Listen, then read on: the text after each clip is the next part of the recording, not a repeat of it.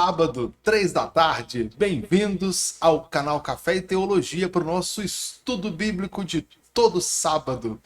Hoje é gravado, então não haverá a participação de vocês ao vivo, mas por favor, deixe aí nos comentários as suas considerações sobre o nosso estudo de hoje.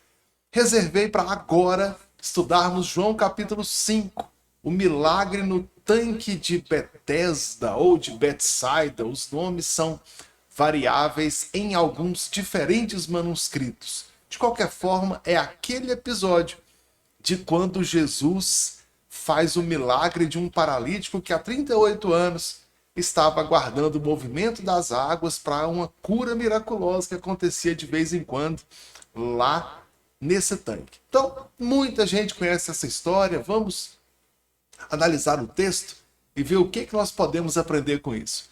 Mas antes, preciso te lembrar da nossa comunidade de estudo bíblico.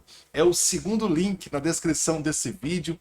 Entre para o nosso grupo de WhatsApp, faça parte da nossa comunidade. E durante a semana eu envio a você comentários dos versículos que nós vamos estudar aqui. Envio sugestões de leitura em traduções diferentes. Você fica sabendo em primeira mão e também recebe o link previamente dessa transmissão aqui. Hoje é gravado, mas a maioria dos estudos são ao vivo e você pode participar e comentar comigo. E para quem está na comunidade do WhatsApp, só lá, nós temos um círculo de oração e na descrição do grupo você tem o acesso ao livro de oração. Registra lá o seu pedido e ore conosco. Eu me comprometo a orar diariamente por todos os pedidos apresentados lá. O livro é mensal, então a cada início de mês eu renovo o livro de oração e você registra novamente seu pedido lá. Já temos até alguns pedidos de oração atendidos do nosso livro de oração. Então, por favor, seja bem-vindo, faça parte do nosso momento de estudo bíblico. Então vamos lá, Evangelho de João, capítulo 5, e nós vamos estudar agora. Ué, cadê o Evangelho de João? Tá aqui, ó, João capítulo 5. E o texto, muito conhecido de todos, vamos comentar aqui. Bom, primeiro, estamos falando daquele milagre de um paralítico numa fonte de água. É algo incrível. João nos conta que periodicamente um anjo movia a água e o primeiro que entrasse era curado. No entanto, quando nós estudamos todo o capítulo 5 de João, nós vamos perceber que o foco desse capítulo não é a questão do milagre no tanque, mas sim a autoridade de Jesus sobre as doenças e o comportamento das autoridades judaicas após esse milagre. Mas eu vou analisar com vocês todos esses pontos aqui. Antes de continuar, tem uma questão. Quando nós analisamos um texto, e isso de qualquer natureza, não apenas a Bíblia, eu preciso sempre estar atento ao objetivo da narrativa. Por que aquele texto existe? Onde ele foi aplicado? Sobre qual objetivo? E por mais que um texto específico, por mais que um versículo, um acontecimento me chame a atenção mais que outro, eu preciso sempre me concentrar na intenção do autor para chegar no objetivo, né, no entendimento correto desse texto. E, por incrível que pareça, esse capítulo de João não é com ênfase no anjo que movia as águas. É em Jesus fazer um milagre em um dia de sábado. Ok? Mas eu vou comentar com vocês do tanque e passar a minha opinião. De qualquer forma, aqui estamos no versículo 1. Fala que algum tempo depois, Jesus subiu a Jerusalém para uma festa dos judeus. Se você olhar o capítulo 3, 4... Jesus faz milagres em Samaria, Jesus prega, tem uma série de eventos. Depois disso tem uma festa em Jerusalém. João não fala qual festa é essa. Eu olhei vários comentaristas bíblicos, alguns falam que era a festa da Páscoa, outros que era a festa da colheita, Nós não sabemos. Mas, de qualquer forma, o objetivo de João aqui era confirmar que, havendo uma festa em Jerusalém, está lotada a cidade. Então, muita gente estava lá e pôde acompanhar os acontecimentos. No versículo 2, ele comenta, no versículo 2, ele comenta que Jesus chegou nesse tanque. Um tanque que em aramaico quer dizer Betesda, apesar que vários manuscritos têm pequenas mudanças no nome. Betsaida, outros Betsata, né? Os três principais são Betsaida, Betsata e Betesda. O mais provável é que seja Betesda, da casa de misericórdia. E esse lugar, ele pode ter sido criado para ser uma espécie de abrigo para paralíticos, para ficar mais fácil tomar banho, para que pudessem ficar ali. Mas o que era mais curioso é que o versículo 3 fala para a gente que tinha ali doentes de vários tipos, né? Então eu tenho pessoas inválidas como cegos, mancos e paralíticos que esperavam o movimento das águas. Dá uma olhada na sua Bíblia, procure em traduções diferentes. Eu encontrei algumas, a Bíblia de Jerusalém, algumas das traduções do Almeida. O versículo 3 e 4, ele está entre colchetes, tem algum que está em negrito. A questão é que em alguns manuscritos não aparecem os versículos 3 e 4. A melhor teoria que nós temos é que algum copista, aqueles que copiavam a Bíblia, copiavam manualmente, acabou acrescentando esses dois versículos para dizer o que acontecia na época. E uma grande evidência disso é a questão do tempo verbal que está aqui. Ó. Veja o versículo 2, que João vai dizer: há em Jerusalém, perto da porta das ovelhas, um tanque. Há. Né, existe agora. Quando João escreveu o evangelho, o tanque estava lá. No versículo 3, o verbo está no passado. Ó. Ali costumava ficar um grande número de pessoas. Costumava. Há em Jerusalém? Costumava. Então, como isso aqui não consta, né, o verso 3 e 4, em alguns manuscritos mais antigos, né, e mais confiáveis, enquanto outros mais novos têm essa inclusão, e a gente percebe essa mudança no tempo verbal com o objetivo de explicar o porquê que Jesus chega nesse tanque, é de uma contribuição posterior. Mas, de qualquer forma, isso não muda a importância da narrativa e não inclui nenhuma informação tão relevante assim que mudaria a teologia, a história da igreja, porque agora nós estamos com essa informação aqui, tá?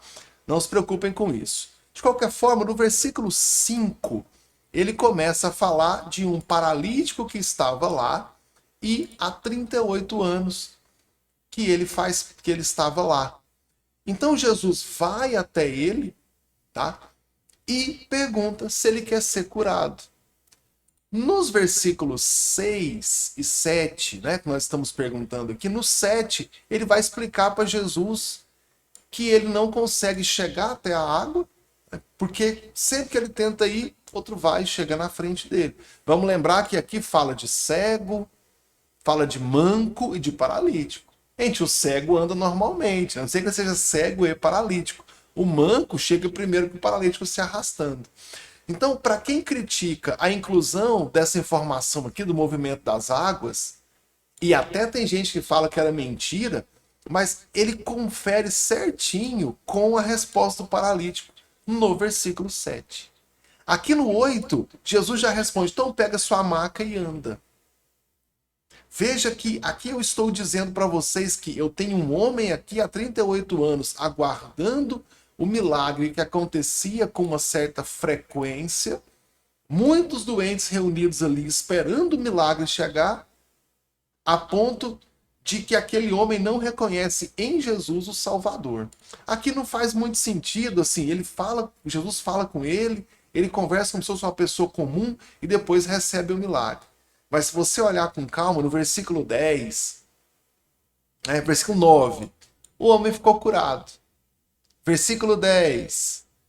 Ele começa a carregar a cama dele. Na lei, dizia que não podia trabalhar no sábado.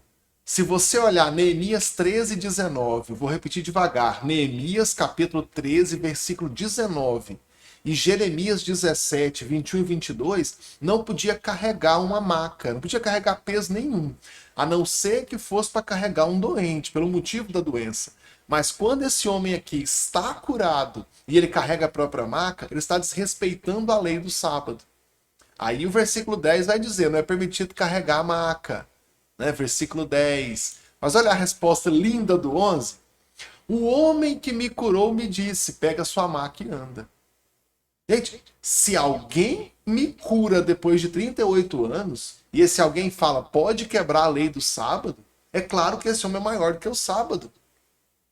É claro que as palavras desse homem aqui valem mais do que qualquer tipo de lei que está escrita entre os homens. Não veja aqui ele sendo desrespeitoso, mas ele está sendo realista com você. Você não faria isso?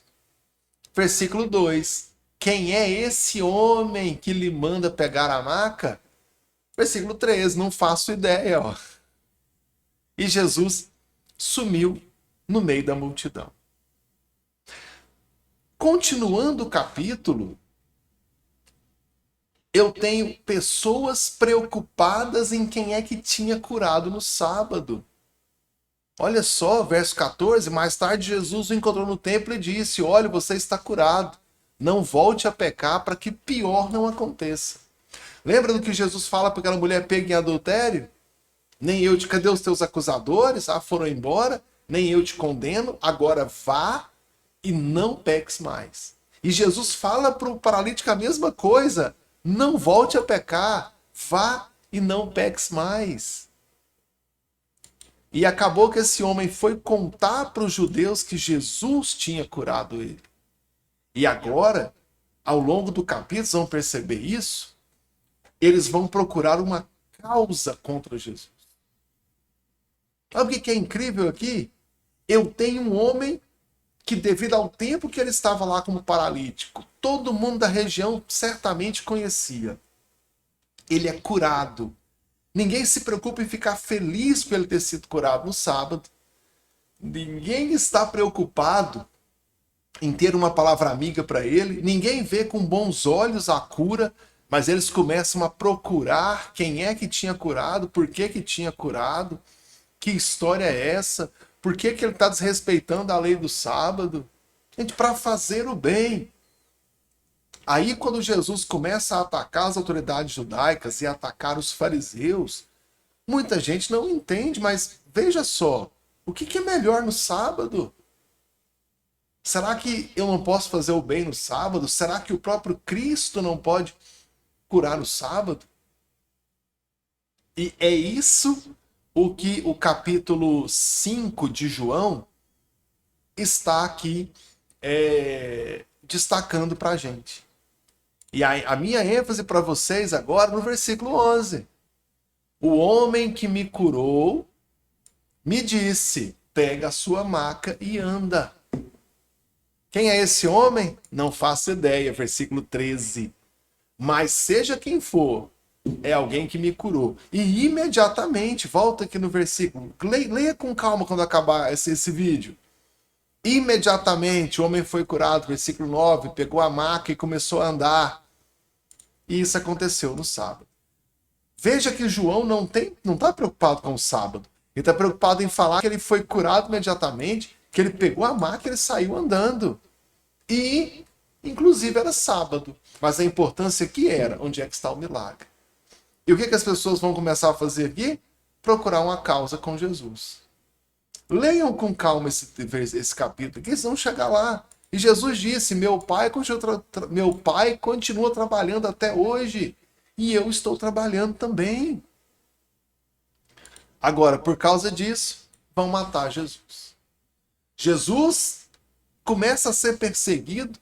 Um dos motivos da perseguição foi ele ter curado uma pessoa, foi ele ter feito bem a uma pessoa. Porque Jesus não podia curar no sábado, não podia fazer o bem para alguém no sábado. Que problemão, hein, gente? Então, leiam o capítulo aí, vocês verão como é que Jesus vai lidar com essa história e como é que está errado o foco, não só desse aqui, mas de todos os outros. Isso é grave. E a reflexão do capítulo 5 de João é exatamente essa.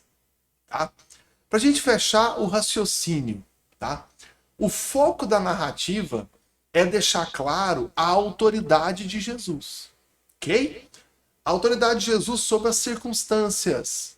Porque Jesus fez o milagre sem esperar o movimento das águas.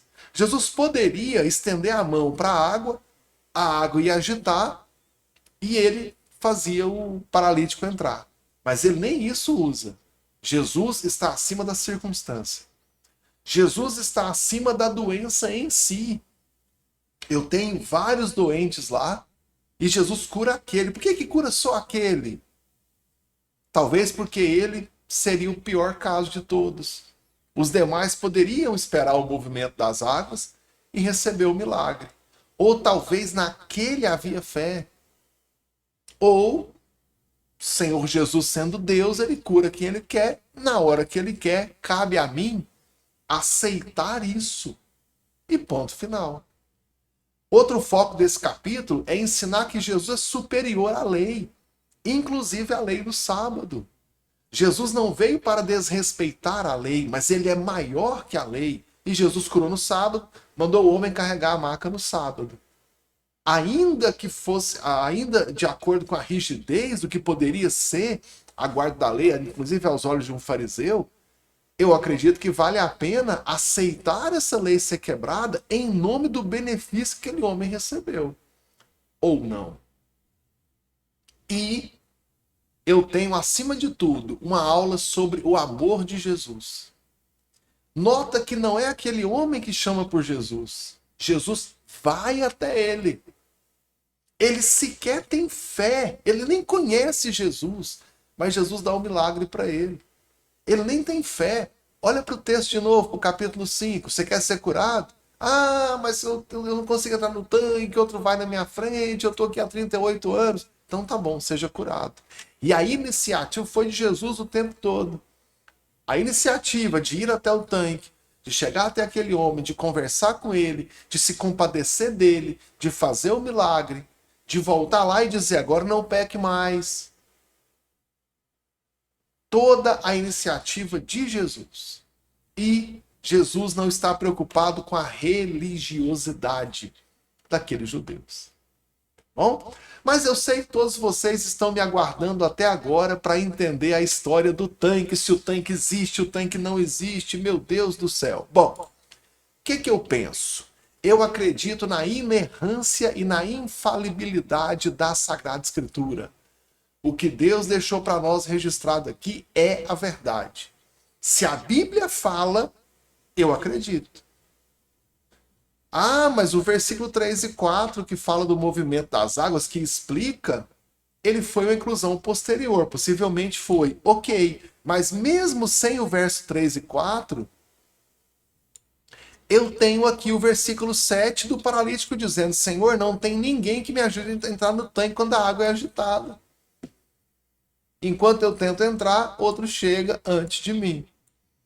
O versículo 3 e 4 me ajuda a entender a preocupação do paralítico, a explicação do paralítico, desculpa, em não conseguir entrar no tanque. Tá? Mas eu entenderia do mesmo jeito. Outra questão, tem uma explicação talvez natural para esse acontecimento. Tá? Eu fiz uma pesquisa aqui e em Jerusalém foi encontrado em 1888, data fácil de lembrar, né? 1888, 1888, arqueólogos encontraram um tanque lá em Jerusalém, perto da igreja de Santa Ana, tá? Então podem pesquisar aí, igreja de Santa Ana, arqueologia, tanque de Betesda, vocês vão achar até a foto desse tanque aí. Então foi encontrado, tá lá. Quer dizer que eu tenho pelo menos um registro arqueológico que me ajuda a colocar fé, né? A acreditar. Fé que eu falo assim, fé pública, né? De acreditar que o João está falando a verdade. Esse é um ponto. Segundo, Jerusalém tem algumas fontes que são instáveis. Elas entregam água, mas de vez em quando as águas recuam e voltam. Isso é uma coisa muito comum lá. Só que esse tanque, ele era banhado por 5 fontes. Se essas 5 fontes recuassem a água e voltassem de uma vez, poderia acontecer de uma espécie de revoada. Eu não sei que palavra eu uso, né? Vem de uma vez e criasse até uma onda lá, um movimento no tanque. Possivelmente era rápido, mas acontecia. E não acontecia sempre. Dependia de várias fontes jorrarem água tudo de uma vez. Então, onde eu concentro 5 fontes que estão jorrando de uma vez, vai aparecer esse movimento. Então, você vê a água mexendo do nada, né? E aí, olha, o anjo mexeu a água. Ah, mas e o milagre? O milagre sempre veio de Deus. É incomum, tá? Mas é crível. Eu tenho uma explicação natural para o movimento das águas e eu tenho o próprio testemunho de pessoas sendo periodicamente curadas toda vez que entrava na água após o movimento. Então, eu posso até encontrar uma explicação natural para o movimento das águas. Ok, está explicado. E eu tenho o testemunho das pessoas ali dizendo que havia uma cura sempre que a água movia. Então, sim, eu acredito na literalidade do milagre que realmente acontecia. Temos uma explicação até natural para o movimento das águas. E ali o próprio Jesus fazendo um milagre a mais para aquela pessoa que sozinha talvez não conseguisse se curar. Ok?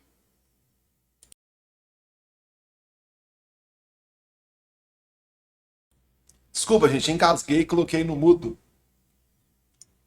Não vou fazer recorte da edição, estou gravando como se eu estivesse ao vivo com vocês aqui. Bom, o texto é esse. Minha recomendação de sempre é que você leia o texto bíblico logo após o meu comentário para que você possa absorver melhor a leitura, tá? Lembre que esse trabalho de sábado eu chamo de estudo e leitura da Bíblia, porque nós vamos estudar a Bíblia juntos e depois você vai ler o texto.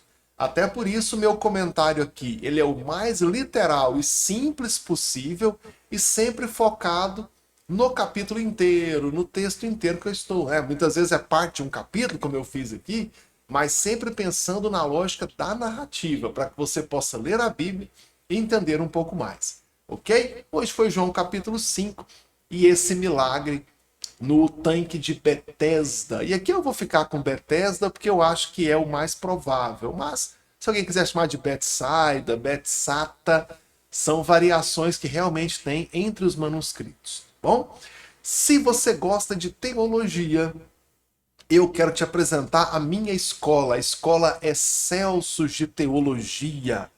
E você pode se tornar um aluno de teologia. Vou colocar na tela aqui para a gente acompanhar.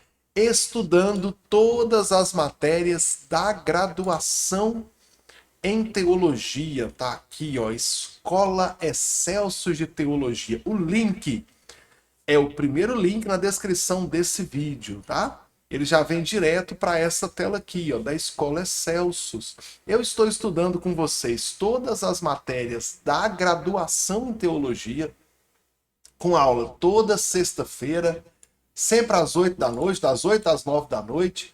Você paga R$ 20 por mês e vai estudar comigo todas as matérias da graduação em teologia. Todas. No entanto, né, é uma matéria por mês. Então, ao total de 30 meses, você vai estudar toda a grade de teologia, contendo 30 matérias. Dá uma olhada por aí, tem muito curso teológico bom na internet, mas que não chega a 30 matérias por mês. O meu chega, tá?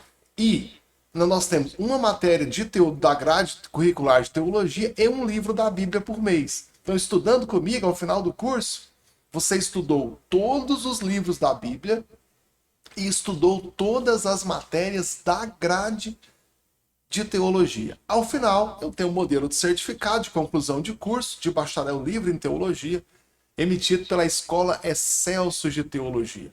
Aí você pode pagar por Pix, por cartão de crédito, por boleto, do jeito que você achar melhor. E eu te convido, então, a estudar teologia comigo. Olha só, eu tenho um grupo de WhatsApp só de alunos, você pode pedir dicas, eu tenho aula com vocês, de certo modo, dia sim, dia não, através da sala virtual, onde eu coloco conteúdos complementares, videoaulas, e você vai estudar teologia comigo todo dia. E na sexta-feira, 8 da noite, é a aula ao vivo. Ah, mas eu não posso assistir a aula ao vivo. Não tem problema, as aulas ficam gravadas e você tem até 2 anos para assistir essa aula. Mesmo se sair do curso, as aulas que você já aprendeu ficam com você e não perde o acesso até o mínimo de 2 anos. Ah, e se eu entrar no curso agora? O curso já começou. Vamos lá, o meu curso é continuado. O mês que você entra, você acompanha a matéria desse mês atual. Se alguma aula já passou, você assiste a gravação. E nós vamos acompanhando as matérias. Quando eu chegar na 30ª matéria, aliás, eu já até cheguei uma vez, eu vou retomar a primeira matéria. Então você volta e completa seu curso. Todo mundo tem aula comigo ao mesmo tempo, mas nem todo mundo está no mesmo nível de formação, porque alguns entraram no mês passado, outros no ano passado. Você vai entrar agora e já começa a estudar teologia comigo. Ok? Escola Excelsior de Teologia. R$ 20 por mês, aula ao vivo toda sexta-feira. É o primeiro link na descrição desse vídeo. O estudo bíblico de sábado, o grupo de WhatsApp do estudo, esse aí não paga nada. É o segundo link na descrição desse vídeo. Então, eu fico por aqui, espero que você tenha gostado desse estudo, te convido a fazer parte da Escola Excelsior para estudar teologia a fundo. No mais, volte sábado que vem para mais um estudo bíblico com você. Deus te abençoe, espero que você tenha gostado, leia a Bíblia conosco e volte sábado que vem, 3 da tarde, para o próximo estudo bíblico. Deus abençoe você e fique na paz do Senhor.